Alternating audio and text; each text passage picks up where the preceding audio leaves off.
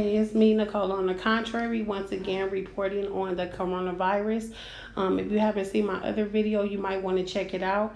I would urge that you watch this video to the complete end. They are lying to us. I have a video here with the 1.5 reported billion cases of confirmed people that have the coronavirus.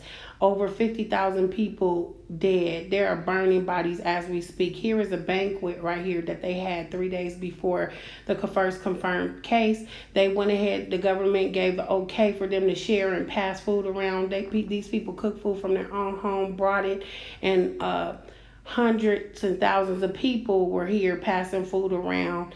And as a result, that the virus has been spreaded around. Here is how they are. When they're catching people with it, they're transporting them in these little things here. Without further ado, I want you to check out the video I have. Don't forget to like, comment, and subscribe. And check out this video with him showing the real actual numbers. Saw it here first, or I hope you did. Check it out. Mortality rate in Wuhan, coronavirus in Wuhan totally is 49. The 24 hours work, they burn the dead body. Every day is 1,200. They work more than 17 days. Only Wuhan. But now is in the megapolis. It's a currently out of China. It's 250 million people. How many people really get confirmed case?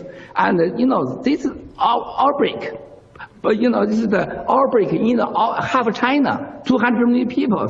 So I get inside information. Is the truth is 1.5 million people is not only emotion, is the confirmed case. And the death of the people now is the burned body more than 50,000, not 30,000 to the now. These are images the Chinese government doesn't want you to see. A medical center in Wuhan, the epicenter of the coronavirus outbreak. Under stress, short on supplies, overwhelmed with patients. The video is from Chun Cho, a lawyer who made the risky choice to become a citizen journalist and defy government efforts to control information. In front of me is the virus, and behind me is the legal and administrative power of China. As long as I live in this city, I will continue to report. I only report what I see, what I hear. I'm not even scared of death. You think I'm afraid of the Communist Party? Now Chun is gone. He disappeared last week and has not responded to messages. So far, authorities will only say he is, quote, under control. Amnesty International say he's been forcibly quarantined. And he's not the only one to pay the price for defying state authority. The blogger Fang Bin took this video from a hospital in Wuhan.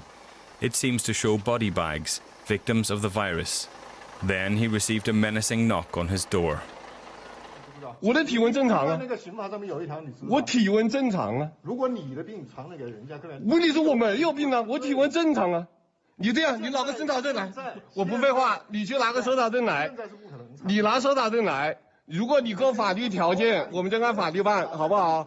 你找身份证来，你没有传递私人的住宅，不允许任何人上床，我有法律保护，好吧？ Fang had been posting videos daily, proof that he was free. Those uploads stopped on Monday and he's been unreachable by phone, fueling speculation of his arrest. When Li Wenliang, a doctor in Wuhan, warned of the virus in December, authorities accused him and several others of severely disturbing the social order. Now he's dead, one of the more than 1,000 people in China to succumb to coronavirus so far. Mourning and anger have marked his passing. Online and off, in defiance of the state's threats, pressure is mounting on Chinese authorities to come clean on what's happening in Wuhan. And that includes wanting to know what's happened to people like Chun Cho and Fang Bin. Okay, let's get the latest on the situation in China now with DW's Matthias Büllinger joining us from Beijing. Good day to you, Matthias. What information are people in China not getting that they so desperately want to hear? Well, nobody in China knows whether these numbers that we see are real. Every information that we get from Wuhan is that it might even not be deliberate. It might also be deliberate, but might also not. But a lot of patients have not been diagnosed yet. People are queuing up in hospitals.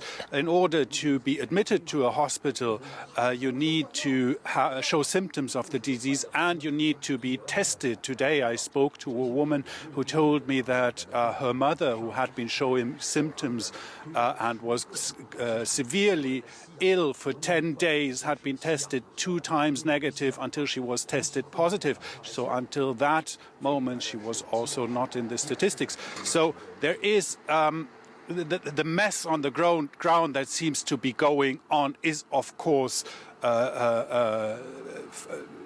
has an impact on the statistics. This is one thing. The other thing is that there is, of course, a deep-sitting mistrust of what authorities report, what authorities allow to report. Everybody in China knows there is censorship, and of course this is why these citizen journalists go there to get a glimpse of reality.